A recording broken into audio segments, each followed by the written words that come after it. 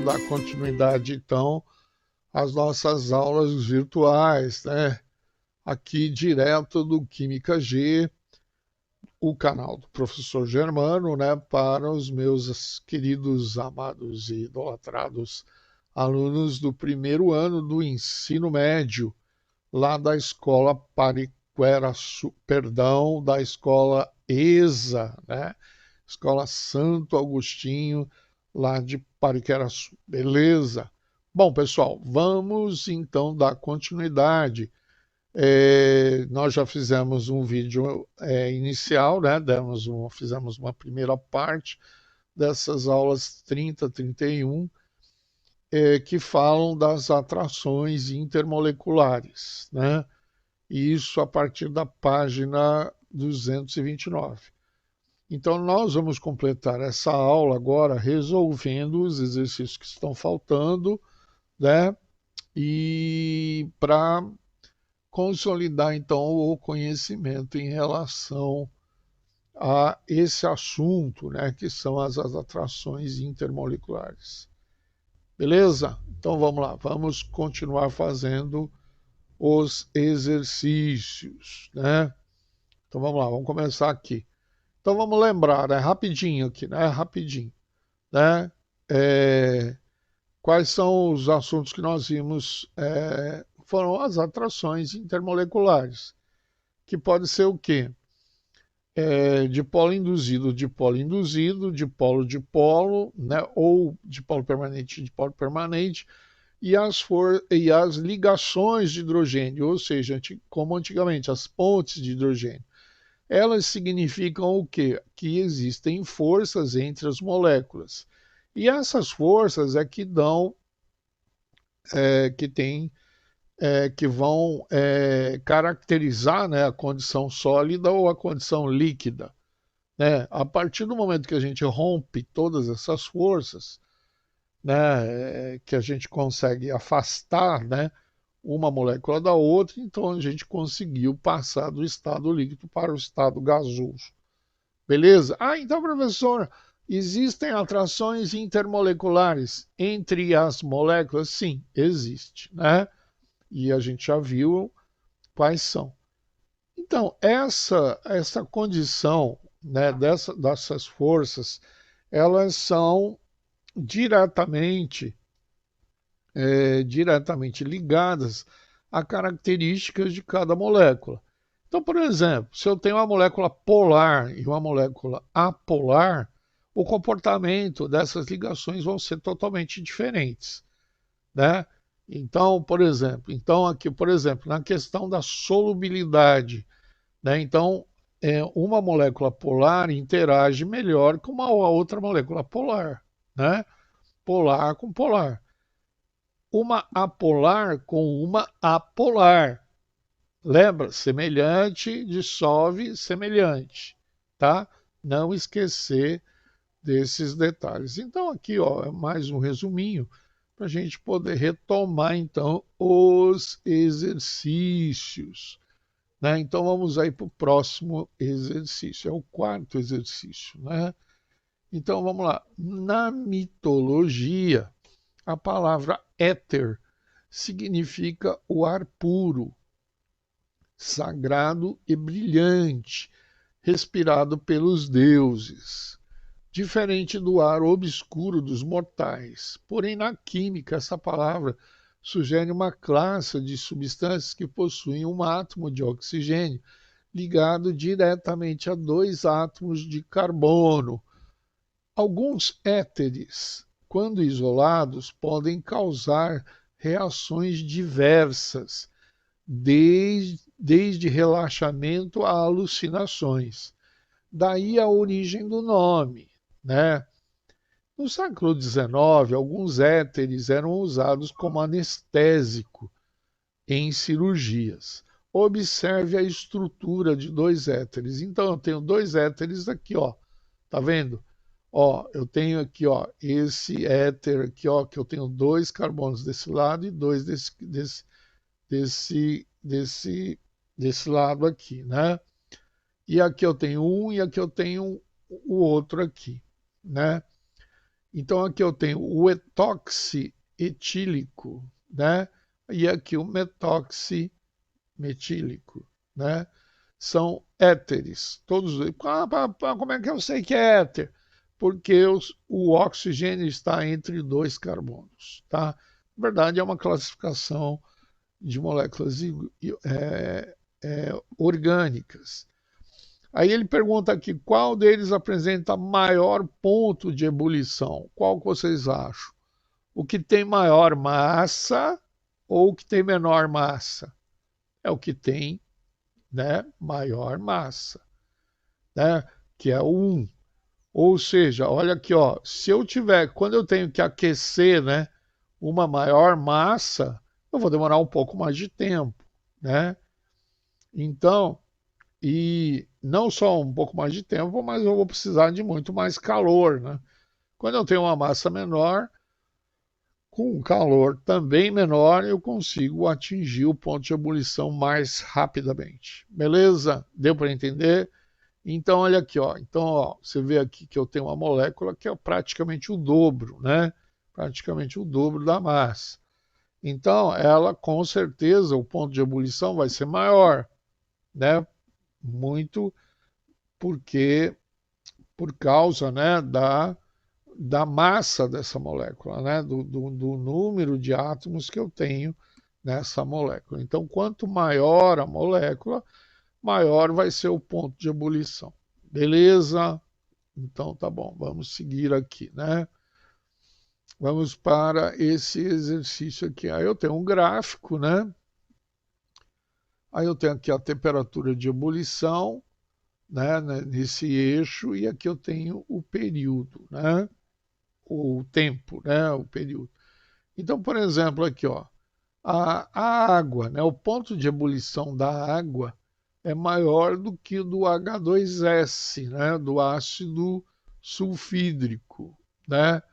É, do ácido selênico também e do ácido telúrico, né? Também, né? Você vê que aqui, ó, os pontos de ebulição é, eles são dados pelo eixo aqui da temperatura de ebulição. Então, sabendo que os elementos o oxigênio, o enxofre, o selênio e o telúrio são do mesmo grupo na tabela periódica, responda às questões a seguir. Como poderia ser justificada a temperatura anormalmente elevada para o H2O, né? Aqui, ó, o H2O.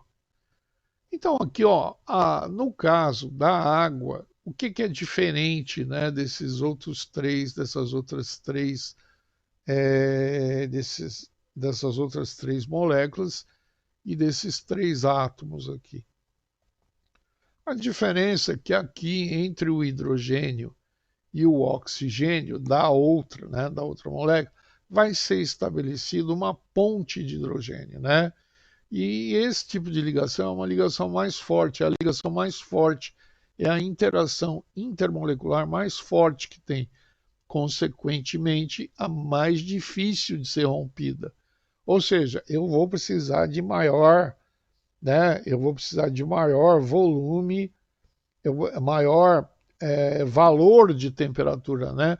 Maior calor para poder passar do estado líquido para o estado gasoso. Então vamos lá, as interações entre as moléculas já são mais fortes devido às pontes de hidrogênio, né? A ligação de hidrogênio. Então é por isso que a temperatura de ebulição da água é bem maior do que a dos outros três, né? Como poderia ser justificada a temperatura de ebulição crescente para as substâncias, né, do enxofre, do selênio e do telúrio? Com o aumento do período, aumenta o tamanho do átomo, né? Sendo assim, a ordem crescente do tamanho o telúrio é maior que o selênio e o selênio é maior que o enxofre. Então, o tipo de interação é o mesmo para essas moléculas. Porém, portanto, a maior temperatura é devido ao tamanho deles, né? Ou seja, aquilo que eu já havia falado. Quanto maior a massa, né? Quanto maior a quantidade de massa que eu tenho para provocar, né, a absorção de calor, vai ser mais, eu vou precisar colocar mais calor para poder proporcionar a mudança que eu desejo. Beleza? Deu para entender? Então tá bom, vamos seguir, vamos fazer mais um exercício aqui, né? Observe a ilustração a seguir, que representa o comportamento de três diferentes substâncias ao serem misturadas na água. Então, eu tenho óleo e água, eu tenho água mais sacarose, que é o açúcar, né? A água mais o tetracloreto de carbono, que também aqui ó, são uma mistura, duas misturas heterogêneas, né? Como aí o que ele quer saber? Que o que podemos afirmar sobre as polaridades dessas substâncias? Então, água e óleo. A água é polar, o óleo é apolar. A água e a sacarose, né? Aqui eu tenho uma molécula, né? Aqui eu tenho uma molécula, a água é polar e a sacarose é apolar, porque ela é uma molécula orgânica, ou ligeiramente polar, né? Tá? A água e o tetracloreto também são de polaridades diferentes.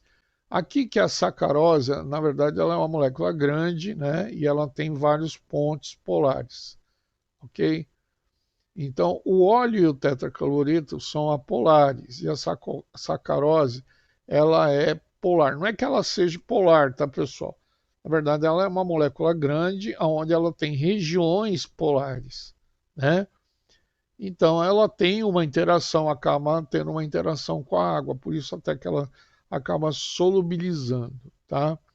Ok? Agora, em compensação, o óleo e o tetracloreto, os dois não. Os dois são totalmente apolares. Por isso que eles ficam separados da água aqui. Beleza? Então, tá bom. Beleza. Então, vamos seguir aqui para o próximo exercício.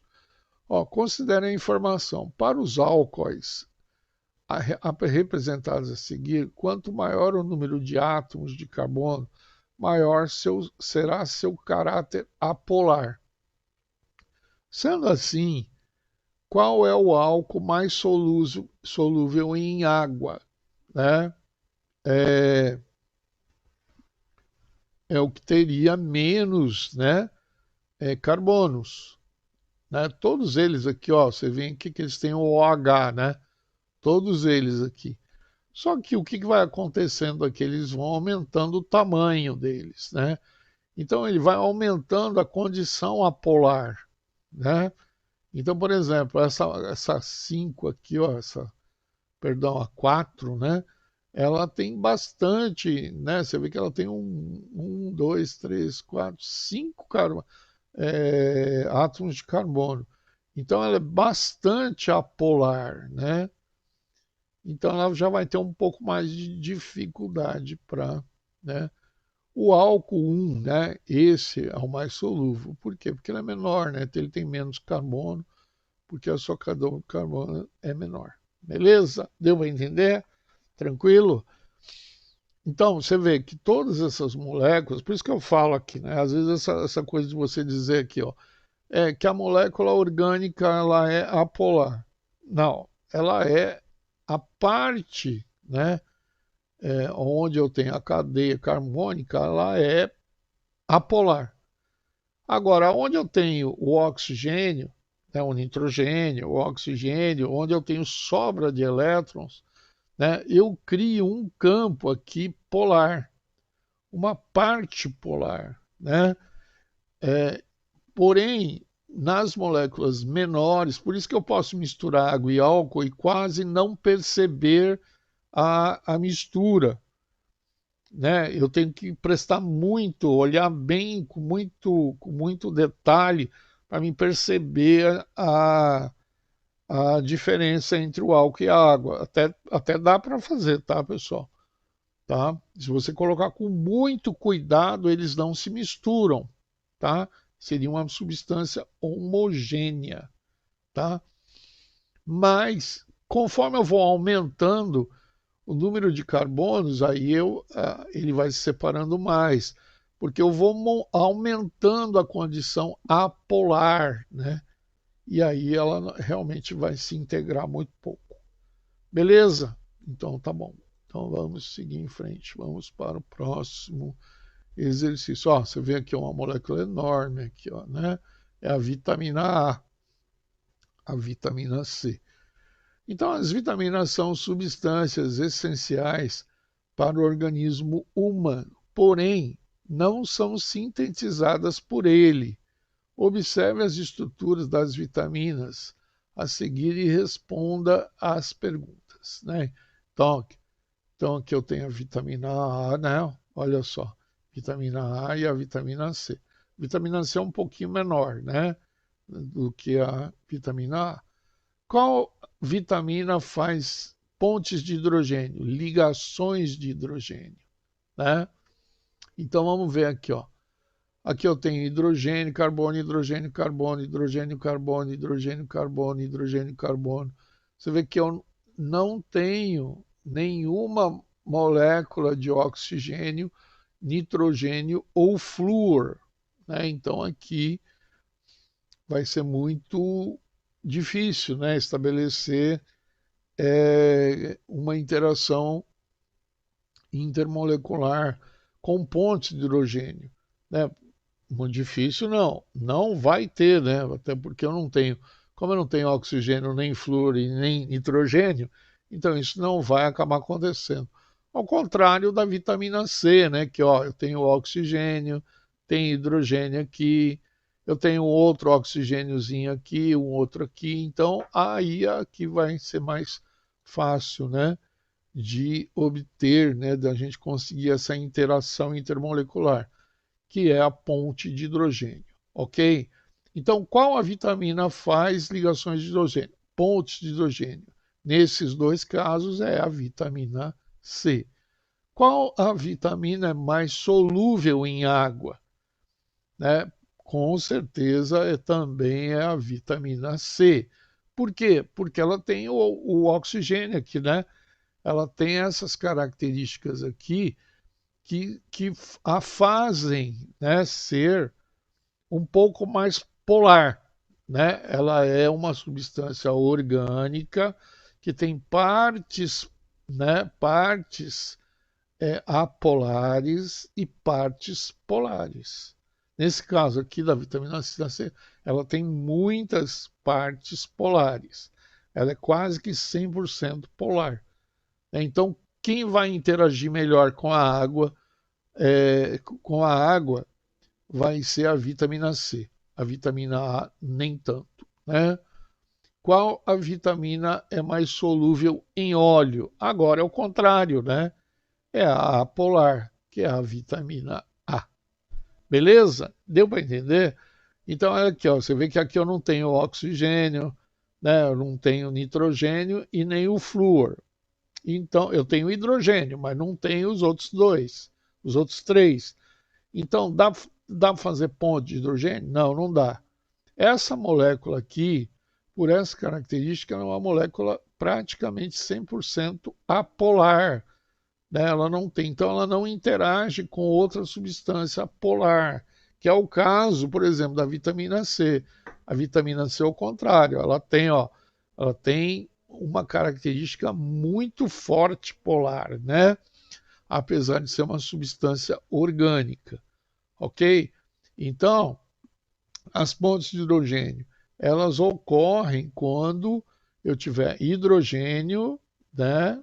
E oxigênio, nitrogênio ou flúor, né? Aí elas vão acabar acontecendo, né? A solubilidade é em função da polaridade. A água é polar, então quem que vai dissolver na água vai ser a molécula polar, então a vitamina C. E qual que vai dissolver em óleo, né? É a vitamina A. Beleza? Entendido? Então tá bom, pessoal. Vamos então para o próximo exercício, né? A capacidade de limpeza e a eficiência de um sabão dependem de sua propriedade de formar micelas estáveis, que arrastam com facilidade as moléculas impregnadas no material a ser limpo. Tais micelas têm em sua estrutura partes capazes de interagir com substâncias polares, como água, e partes que podem interagir com as substâncias polares, né? Como água, e partes que podem interagir com substâncias apolares, como as gorduras e os óleos. Então, a substância capaz de formar as estruturas mencionadas, quais são, né?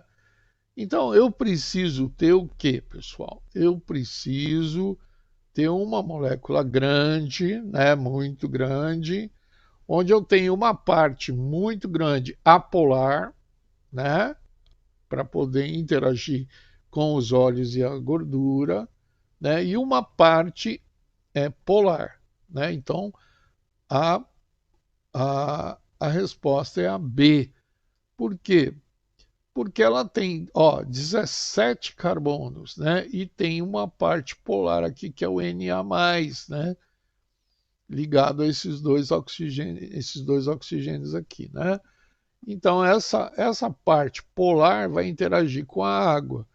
E essa parte grandona aqui, né, dessa cadeia enorme aqui, vai interagir com a gordura. No caso da A, né, eu só tenho uma molécula grande, mas ela é totalmente apolar. Ela não tem uma parte polar, né? Aqui, ó, eu tenho uma outra também, aqui que nesse caso é polar, né? E apolar, mas é pequena, né? Só tem 2 carbonos. Então não vai interagir muito pouco, né? Aqui é a mesma coisa, né? E aqui, ó, totalmente apolar. Então qual é a resposta correta aqui? É, C17H36, né? CONA. Então tem uma molécula enorme, né? Apolar ligado a um átomo polar, que é o Na, né? O Na é um átomo que tende a ser iônico, né? Ou seja, com uma polaridade que vai acabar interagindo com a água. Então, quando a água passa, ela carrega o Na junto, e aí vem tudo junto, né? Esse é o processo de limpeza. Beleza? Legal? Entendido? Então, vamos aí para. Então, pessoal, o que vocês têm que fazer agora, né? Revejam o vídeo, os 2 vídeos, né? Tanto o primeiro quanto esse de agora, né? Desse que nós estamos conversando aqui. Tirem as suas dúvidas, né? Primeiro refaz o exercício, né? Dê uma chance a você mesmo, né? Não se torne hiperdependente de professor, de pai, de mãe, nada disso. Você mesmo tem que tentar buscar a solução, né? Ah, professor, eu não estou entendendo. Então reveja o vídeo, né? Reveja uma vez, duas, três, coloque o livro-texto do lado, leia o livro-texto, né? Refaça os exercícios. E tudo, como eu sempre digo, concentrado. Tem que ser concentrado. Não adianta fazer isso com a televisão ligada, né? Não adianta com o celular é, é, interagindo com outros amigos, né? Ficar mandando mensagem, trazendo mensagem, manda foto, recebe foto, né? Não adianta, aí você não vai estar concentrado, aí você vai aprender pela metade, né? Então, aí vai ficar com o quê? Com muita dúvida. Mas ainda assim, se tiver dúvida, você pode conversar comigo pelo ClaSap, né? Me manda pelo ClaSap as suas dúvidas, ou vamos esperar uma live, né? para nós podermos estar conversando e tirando dúvidas, ou senão você pode também interagir comigo pelo química.gelufebu@gmail.com. Isso lá no meu canal, lá no canal Química G, que é o canal lá do YouTube do professor Germano. Beleza? Ok? Tranquilo, né? Não tem nenhum mistério. É muito tranquilo. Bom, agora chegamos ao final, né, dessa aula, né? Então agora tem que fazer a atividade mínima, né? Pelo menos a mínima, tá?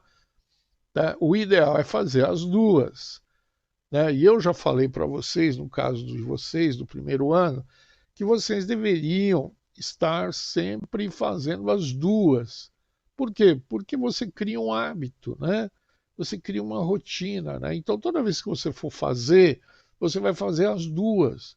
Quando chegar lá no terceiro ano, né, você fez o dobro do que a maioria faz, porque a maioria só faz a atividade que é obrigatória, que é a atividade mínima. Não, você tem que ser esperto e fazer a complementar.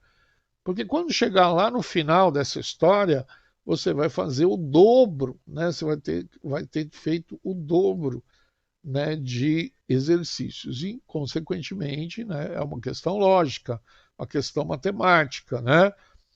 Quanto maior a minha interação com exercícios, maior é a probabilidade que eu tenho de adquirir conhecimento, tranquilidade, segurança para poder fazer depois lá o meu vestibular e seguir na carreira que eu sonho.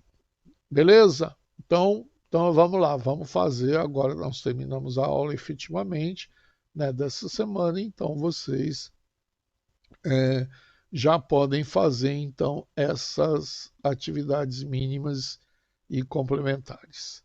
Beleza? Então tá bom, professor, pessoal. Então, chegamos ao fim então, né, de mais um encontro, morrendo de saudade de vocês, né? É, realmente nós ainda estamos dentro do meio desse vendaval todo, né? Vamos ter que ter muita paciência para poder esperar o final, né? Aquilo que eu já falei para vocês, né? Nós vamos ter que ter muita paciência, né, para aguardar realmente. A gente só vai estar realmente tranquilo quando a gente conseguir encontrar uma vacina, né? E uma vacina confiável, né? Porque vacina a gente escuta todo dia, aparece uma, né? Aparece uma novidade aí, né? Tentando nos enganar. Então, o que a gente tem que prestar atenção, né? Primeiro, nas notícias que são verdadeiras, né? A gente só acreditar em coisa que é verdadeira, em coisa científica, né? Coisa provada, em coisa consolidada e coisas conhecidas, né? Em fofoca não, né? Coisa de fake news, essas coisas a gente tem que deixar para lá. Toda vez que eu receber uma informação, eu tenho que checar para ver se isso é verdadeiro, antes de repassar para o meu amigo, para o meu colega, né? E acabar, de repente, também passando informação errada, tá bom? Mas tudo isso vai passar, né? Tudo isso vai passar. Logo, logo a gente vai estar junto, logo, logo nós estaremos na sala de aula de novo. Tá bom, pessoal? Então, pessoal, um grande abraço para todos, né? Um beijo no coração de todos e muita saudade de todos, tá bom? Então, tchau, tchau, até o nosso próximo encontro. Tchau, tchau.